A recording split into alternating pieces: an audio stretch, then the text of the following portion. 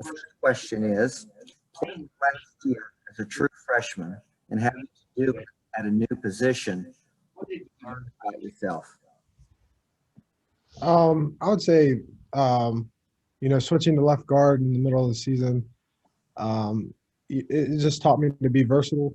Um, in fall camp, I just learned center, and I hadn't really learned much of guard. So switching there, just always thinking on my feet, I guess. And the second question from Bob Herzl, how much did you grow as a person, leader, and a player last year? I would say I grew in all three of those areas because, as a freshman, uh, I wouldn't say that uh, I would say I've grown a lot as a leader. Just being, that I'm playing center now, and I have to, make the calls for the line and really use my voice when before I haven't had to do that, and it's something I had to work on.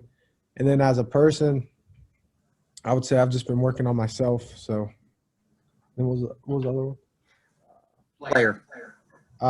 And then as a player, I've just continued to work on my craft and really tried to perfect my technique, and I'm always working on it. It's never good enough. Next question comes from Greg Hunter. So, Zach, obviously not many true freshmen do play, but now that you have that whole year under your belt, how are you different at this point than you were going into the 2020 season? I would say just everything feels a lot slower when I'm out there. Like, just the game speed is slowed down for me because I understand the offense a lot more than I did last year. It's just a lot more. It's a lot easier. It comes more naturally. Cody Nesper. Hey, Zach. Just you kind of talked about it a little bit, but what's the biggest difference from playing guard and playing center? When you play guard, you don't have to make any of the mic calls, and then when you play center, you have to pretty much command the whole line, in protection and run game. So you just have to, be able to communicate a lot more. Josh, our next question comes from Kevin Kinder. Zach. Zach. The kids have talked all spring about how important individual development is, but obviously on the offensive line, you guys have to learn to read each other, play together, communicate quickly. Do you get enough of that when guys are moving around a lot in the spring, or are those things that you do maybe in the summer by yourselves or concentrate a little bit more on in the fall? Yeah, I would say it even started in the winter, working out together, in our workout groups early in the morning, we wake up at the same time. It's really like just growing that trust and the relationships between the guys beside us. And, it does change. Like the people are changing just because we're trying different people in different positions. But I would say overall, that's definitely growing. And one quick follow-up to that, what are some of the things you try to learn, what other people do, like indicators of when they're going to take their first step, how you all work together, combination blocks? What are some of the things you try to look for and develop? Like when I'm practicing, there's certain keys that like our defense, like I try to look maybe like alignment of the D lineman when they're going to cross space, depending on how the linebackers line up, like what they're going to do, like kind of like guessing like what the defense is going to do before they do it.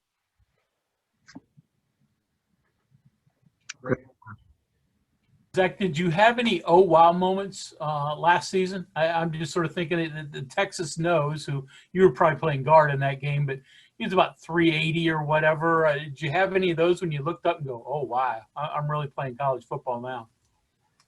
I don't know. I would say I don't know, just lining up every Saturday. I don't know. It's kind of always been my dream. So like I don't know. I love the moment. And I would say probably Oklahoma State, because that was like my first Big 12 game. walking out to the field, seeing everyone. They had a pretty packed stadium, so it was definitely a very cool experience. And then following up, is there any competition with the Fairmont guys to other guys? I mean, there were a bunch of Bridgeport guys. There are not as many now. So do you guys have any, fun rivalries in terms of that kind of stuff? Like what do you mean? Like with other I mean, schools or? yeah, exactly. Well, now there's a lot of Spring Valley guys, so There you go. yeah, there's definitely some. We chirp back and forth. Now, are you a chirper? I mean, you don't seem like a guy who does a lot, but maybe quietly. I'm not. I don't start stuff normally, but if I'm provoked, I'll kind of try to finish it. Additional questions for Zach, please use the raise hand feature. We'll go back to Greg Hunter. Okay, well, I'll follow up with that then. So, in terms of talkers, what defensive linemen talk? Who go after you? There's no one that really talks to me. No, none of the. They don't really talk to me. They don't. I don't talk trash on the field. Maybe just joking in the locker room. That's about it. Not Dante. No, I mean, maybe Taj a little bit. Me and Taj just a little bit, not a lot though. We just nothing too serious. Questions for Zach? Ken Kinder. Following up on, you said that maybe there wasn't an oh wow moment just because you've always wanted to do this. Was that first time on the field? Did that hit it that, hey, all my hard work paid off? Was it, signing your letter of intent? When was it that you realized, hey, that I've made this, I'm here? I